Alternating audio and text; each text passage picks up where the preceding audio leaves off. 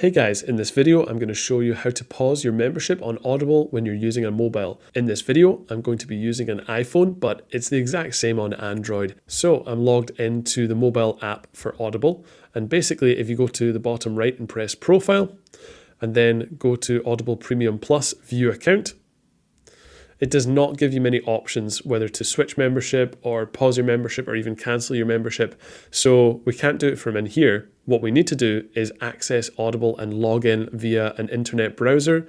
I'm going to use Safari on this iOS device. So swipe up, go to Safari, and then I've logged into the Audible website on Safari. And basically, if your screen looks a little bit different, what you need to do is go down to the bottom left, press this button, go down to the bottom right, the three dots, press in there, and then press Request Desktop Website.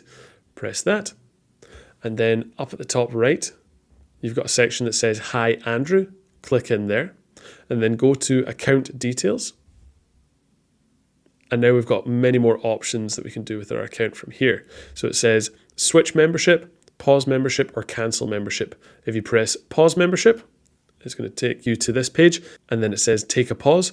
Pause payments and access to benefits like new credits and included titles, but keep your credits until they expire. And you can learn more about pausing your membership by clicking the black bold text. From there, there's an orange button that says pause for 90 days. You can click that. Or if you press no thanks and then go to cancel membership, now up here, it gives us the option to pause membership again. But if you press in there, we have more options with how many days Audible will give us the option to pause our membership for.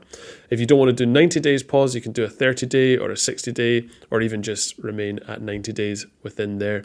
And then once you're ready, press the orange button, Pause Membership, go through all of the steps, and you will have paused your membership successfully. So guys, hopefully this video has been helpful. If it has, I'd really appreciate a like and subscribe. And if you have any questions or comments, feel free to leave them down below as well. Thanks very much.